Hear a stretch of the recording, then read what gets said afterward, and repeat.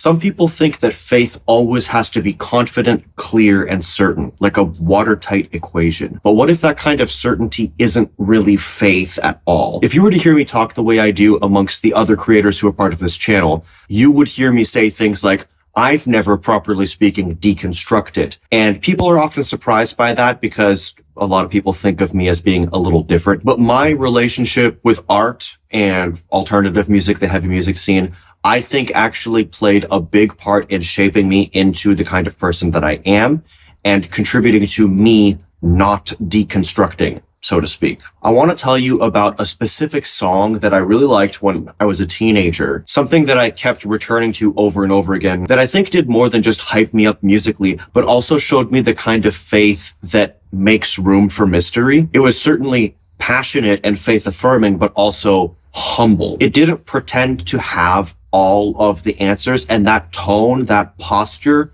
stuck with me. And weirdly enough, it was a nu metal song. It was Satellite from the album of the same name by P.O.D. I know, unlikely candidate for some deep video essay, but stick with me because this song not only shaped who I became as a person and the way that I still navigate doubt and faith and questions and mystery and all of that stuff and why I think, at least in part, I never deconstructed, but it also contributed to me trying to create more art that can reflect my spiritual beliefs while also creating more room for others to also navigate uncertainty in a comfortable and manageable way. It's inspired me to try to make room for other people to wrestle with the tension between rootedness in something specific and openness to something that is beyond what we can see or define. Welcome to Passionfroot, where we pursue lives of purpose together, and let's get into it.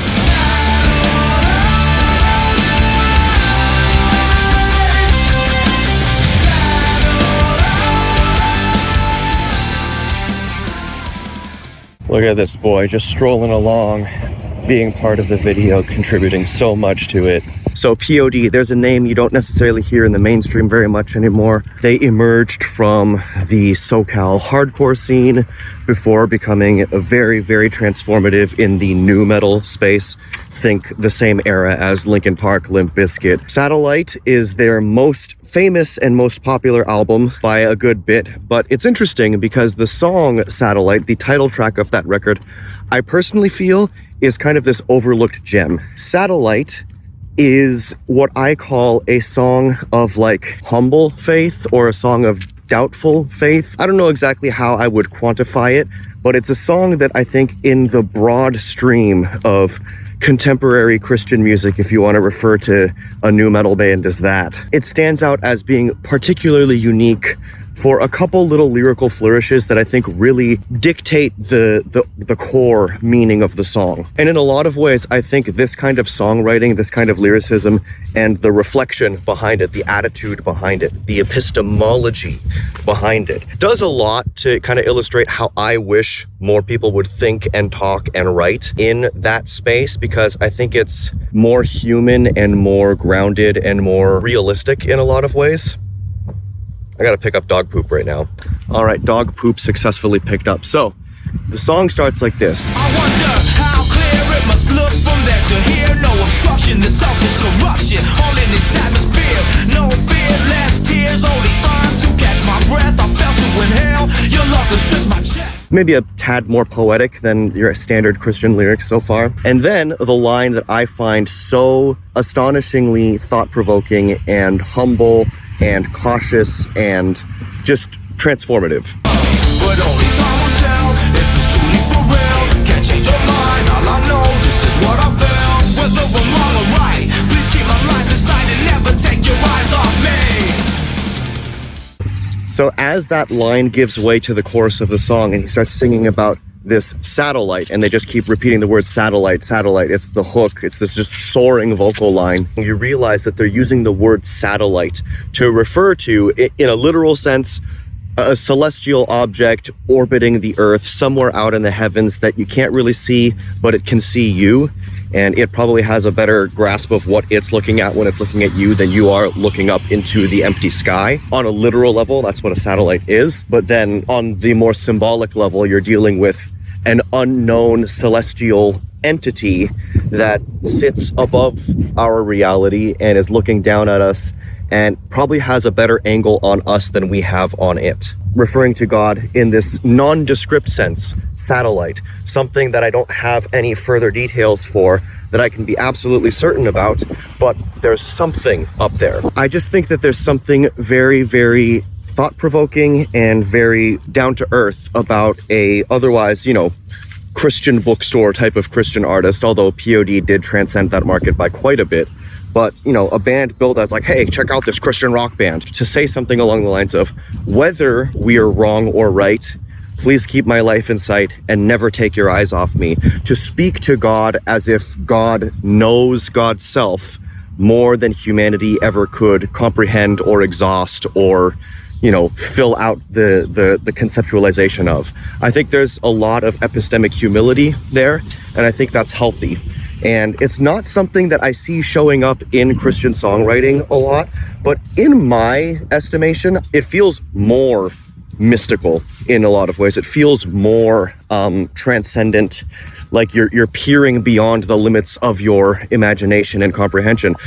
I think specifically because it is admitting to and acknowledging the existence of limits to your imagination and comprehension. The idea that I could be wrong about my most deeply held beliefs can either be a source of fear and dread and terror, or it could be a source of wonder and awe. It could be the impetus to tear everything down to the ground, or it could be the first block to build on. I also like the idea of approaching God as if you could ask for mercy and understanding and grace for the sheer fact, not of sin per se, not of wrongdoing, but asking for grace on the fact that my knowledge base is limited. My ability to understand the world and the universe and my place in it is fundamentally fallible, and on that basis, I'm only ever going to make imperfect attempts to understand ultimate reality. And this is not standard fare Christian rock propaganda lyrics. My heart's burning, hot fire for God. That's very self-reflective, I think. And yeah, it's one of those things that I've always appreciated that song for giving me an angle, especially living in a highly multicultural context where you regularly see lots of people gesturing with their actions and with their words towards all kinds of different belief systems. And for me to hear a song like that acknowledges hey, I could be mistaken, I could be misguided, I could be missing a whole part of the big picture, and that's okay. And there may be even some room for the divine, for ultimate reality, to understand the limitations of where I'm coming from and still keep track of me, keep watch of me, even as I try to stumble and fumble towards something approximating the right answer. So there's Satellite, okay? There's that song. I came back to it over the years repeatedly, and I kind of started to realize that there wasn't a lot of music, at least Christian music, that was playing in that duality of genuinely affirming faith, but also actually making room to play with doubt, to wrestle with doubt. And it really felt like that would be something worth doing for me. I wanted to write a song that could hold uncertainty and wonder in the same breath. And that's how As Wide as Zen came to be. So if mysteries should still remain, questions ever cause me pain, my hope will always be rising above the sun. Something beautiful kiss my dreams again. It's like infinity finds me now and then. Of course, the title of the song is based on something else. That's based on the name of my band, which happens to also be my middle name, Kozen. Given where we were at in the development of my band, I also wanted to do something that felt like it could be an anthem for us and represent the eclectic nature of what we've been doing this whole time, as well as speaking to, I think, the growth of myself and everyone involved as people. But more than anything, I wanted it to be a further exploration of topics I've talked about in other songs, but really approaching that idea of how I view faith. Open-minded, rooted, curious, grounded in something ancient, but also stretching towards something beyond language. And there's a couple things I did to try to make this feel like that. The song includes vocabulary from several languages. You've got biblical Hebrew and Greek in there, as well as Japanese, Tagalog, and Uchinaguchi, which is the language of Okinawa. That was definitely intentional. I wanted to use language to create this kind of sonic tapestry that demonstrates that spiritual truth and wisdom has been found all over the place, including in cultures that are pretty far removed from the historical world of the Bible. Probably the most interesting way I played with this language thing in the song, I think, is this one line, Sa Diyos na hindi kilala, which shows up in the second verse. Sa Diyos na hindi kilala. It's Tagalog, the language of the Philippines, well, one of the languages of the Philippines, and it means to the unknown God. That is pulled right from Acts chapter 17, where St. Paul speaks to the Athenians in Athens, and he uses quotes from Greek poets and philosophers to speak to this foreign audience about his own God. The moment has always stood out to me because Paul doesn't start with the Hebrew scriptures. He starts with what his Greek audience already knew, with their longings, their myths, their best guesses, and philosophy. I've come to believe that God speaks that way all the time, in every culture, in every time, in every place, and not just through prophets and scriptures, though he definitely uses those, but through nature, through stories, through conscience, through the good dreams, as C.S. Lewis once put it,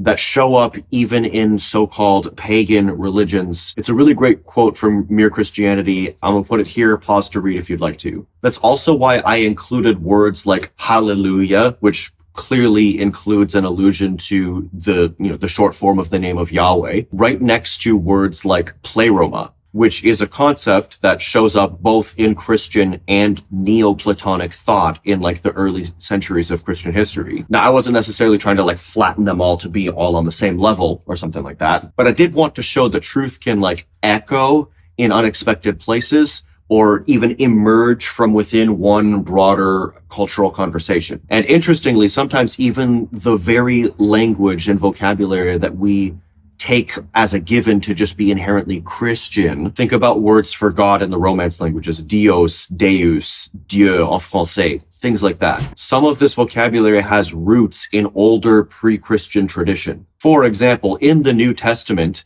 Dios is the genitive case. If you know about declensions, you know about noun cases, but Dios is the genitive case spelling of the name Zeus. It's really interesting. It is very close to what eventually becomes deity, like the root of the word deity in English.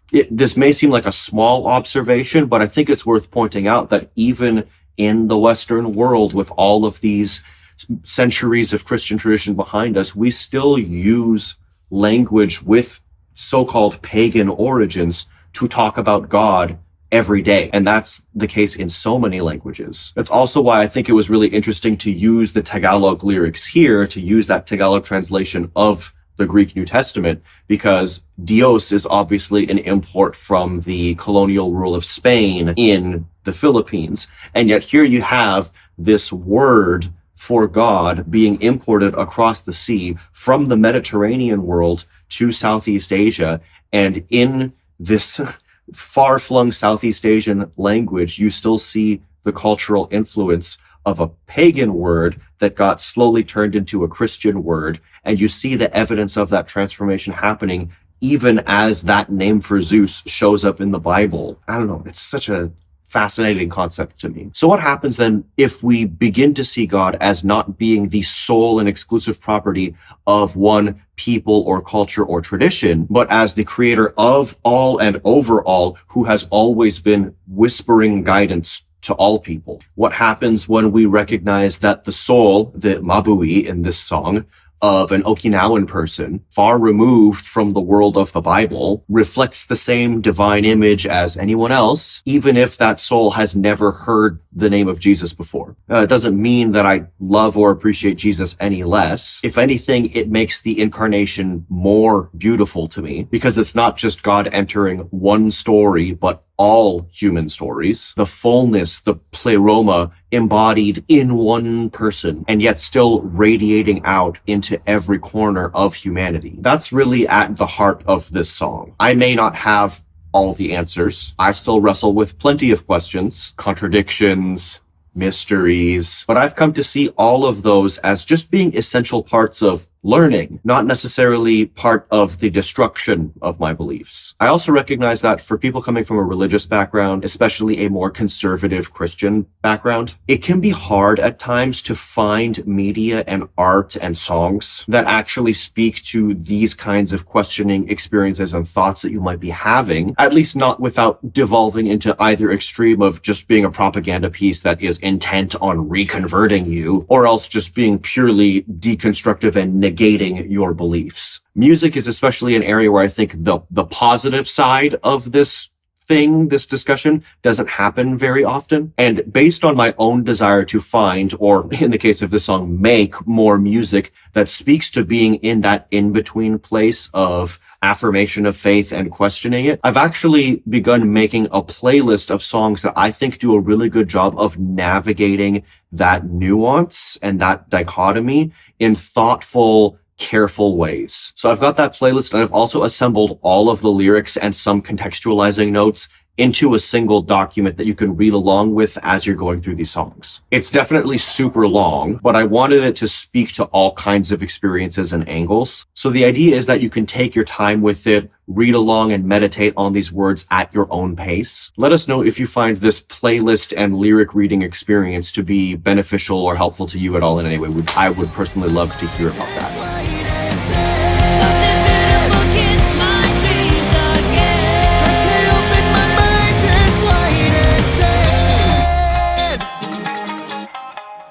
Now, as a way to sort of begin wrapping up this whole conversation, if I could summarize it and distill it down to one point, one of the things that I think has saved my faith has actually been flexibility. And there is a reason for this that I think has a lot to do with the nature of human thinking, human reasoning. So in informal logic, there is this basic difference between deductive and inductive reasoning. If you are a philosophy buff and you have a deeper level of training than me, please be nice to me. I'm very much oversimplifying this here and doing bare basics. But deductive arguments try to prove something with absolute certainty. It's like a math proof. It definitely works in a setting where all of the factors are definitively set. And it's probably the first type of logic problem you'd begin working on in an intro to logic course, or one of the first types. The system works. The problem for deductive arguments, though, is that a single effective counterexample can knock the whole thing down. Your modus ponens is going to get modus tollensed so hard. Take, for example, if X is a swan,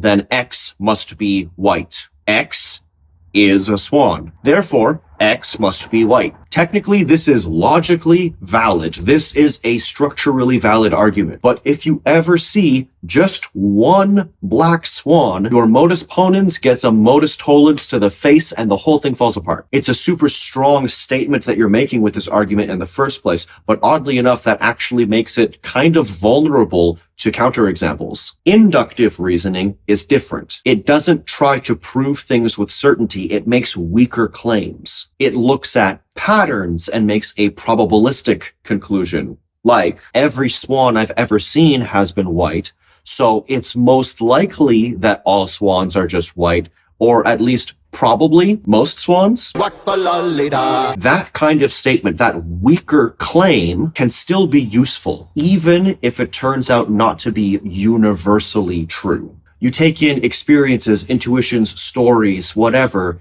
and you build a conclusion that might not be utterly and absolutely airtight, but it still feels meaningful and usable, generally true. That is where faith, generally speaking, lives for me. If your beliefs are built on sweeping absolutes, God always shows up like this, or this is my theological system and every part of it is non-negotiable. Well, then one piece of it moving will demolish the entire tower. But more modest claims can actually survive having some dents put in them. Some sacred stories still move me. Some prayers still bring peace. Some thoughts seem like a good dream from a power beyond all of this. I don't know for absolutely sure that God exists. I could be wrong, but I feel like I have some baseline reasonable cause to think that God exists. It's not wishful thinking. In fact, most of human knowledge is inductive at some level, unless it's like straight up mathematics or formal logic.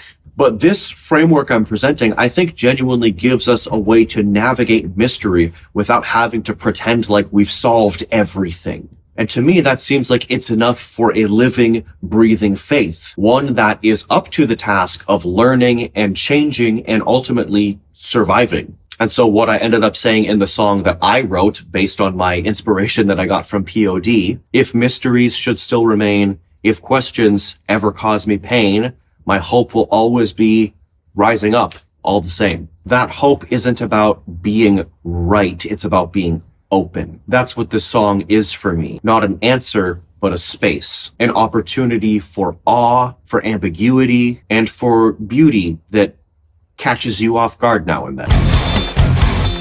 On this channel, you'll also find videos from Darcy and Mary Ellen sharing some of their own stories about how they have struggled with and questioned their beliefs. This is one of what I think will probably turn into a few videos where I also explore that topic for myself, and where I'm going to try to spend some time exploring and explaining the answer to a type of question that a lot of people actually ask me pretty often. It's a question about how I have navigated the seemingly contradictory lanes of, on the one hand, being really deep into the alternative culture, heavy music scene, stuff like that, while also having gone into higher education in religion and theology. You might have gathered just from the substance of this video that I live in both of those worlds pretty thoroughly. Yes, my taste in music is now much more obscure than P.O.D. Don't come for me, elitists. I'm with you.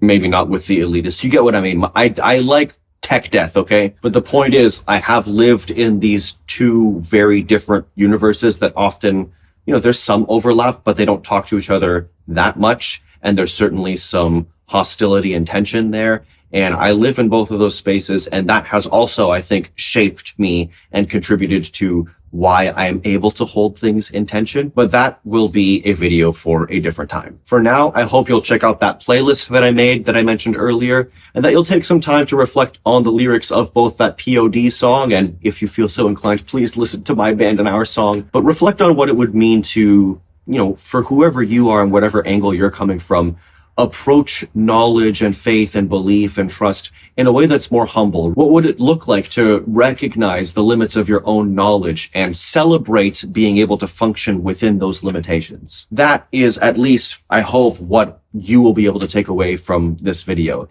And I think it's something that all of us need now more than ever, in a time when knowledge and truth and understanding each other is so volatile and unpredictable and seemingly difficult. I do think we can believe things strongly and yet have room to keep learning. The yap session is over, though. I have to wrap this up. I am landing the plane. Please like this video, hit the subscribe button and the notification bell so that you can stay up to date with all of our content. And please leave us a comment. What pieces of art have shaped you in your spiritual or personal development? I know we would all love to hear how spirituality and creativity are intersecting for all of you. Anyways, I've been Max, and until next time, let's keep growing together. It's truly one of a kind, like stars shine beyond nighttime.